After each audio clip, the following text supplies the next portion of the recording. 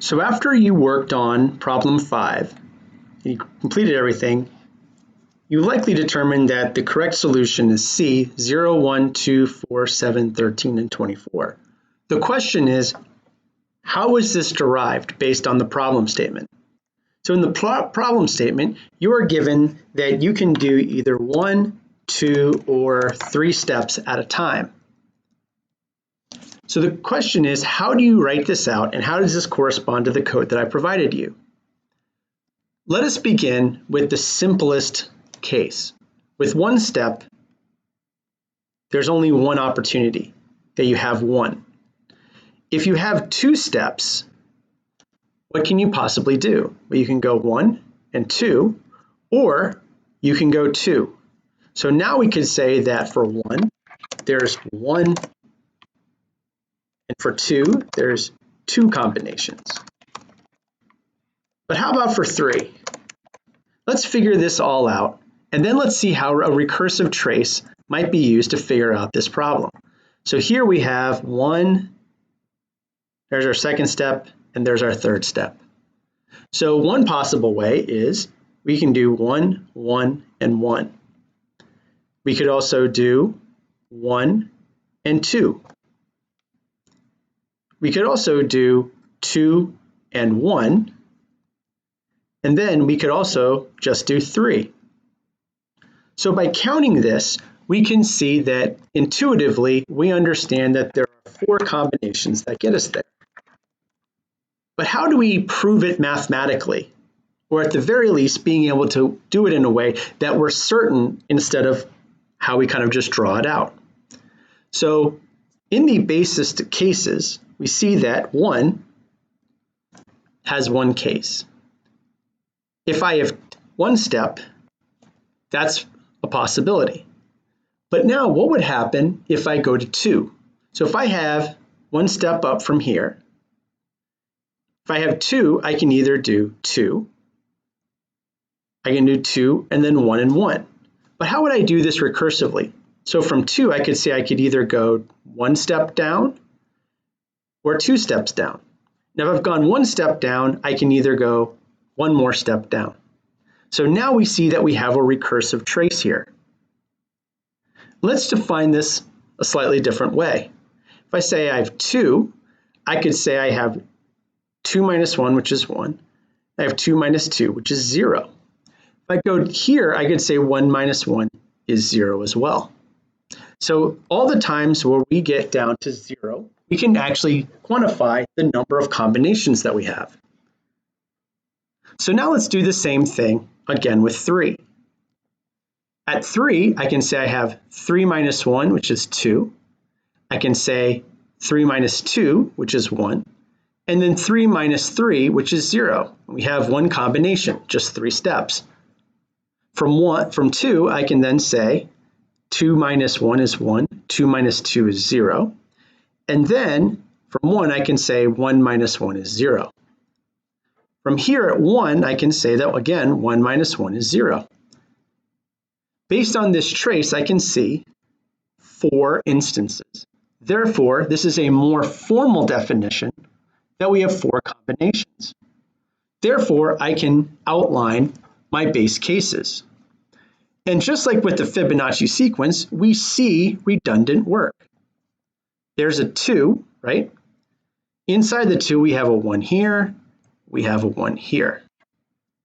Likewise, you see 0 and 0 here. So now we can build off recursively, but we have an issue. So let me redraw this again, except let me show you how a computer might come across this. For 3, we have 2, 1, and 0. So the recursive call is going to do all of those subtractions. So we're going to have 2, we're going to have 2 minus 1 is 1, 2 minus 2 is 0, but it's going to do the same thing. So 2 minus 3 is going to be negative 1. And this has caused a lot of trouble in interviews. How do you account for this? Likewise, we have 1 with 0, negative 1, and negative 2. When we get up here, we have 0, -1, and -2. So how do we account for all of these instances in purple that give potentially bad values? We're not going backwards, so there's no negative value. Likewise, we have an understanding of standard vector now, and if we go backwards, we would actually throw outside of the instance. The solution is to say whenever we have a negative value to automatically return 0.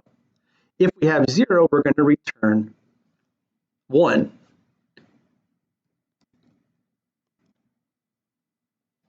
So now let's break down the base cases and see what's actually going on here.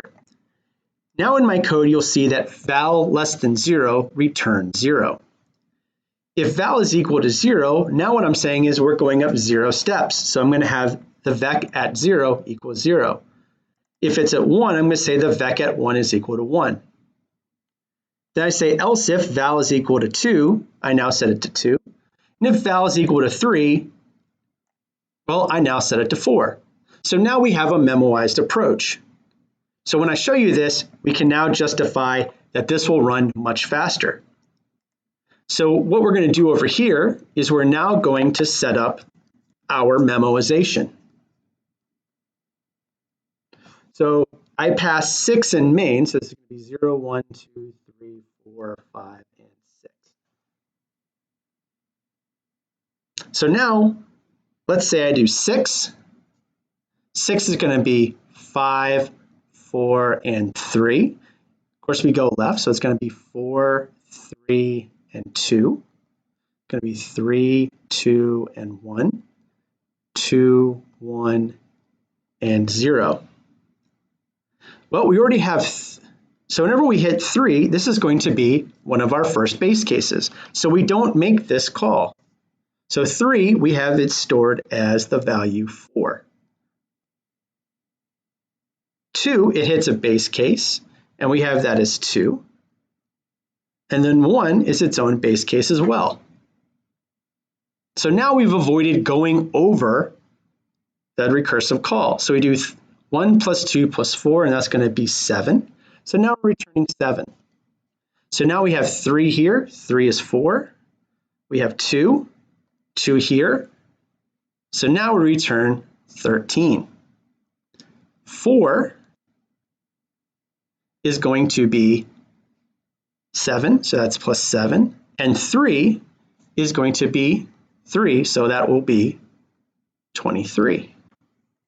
And that is how we use memoization to solve this problem. And we see, I did a very small math problem.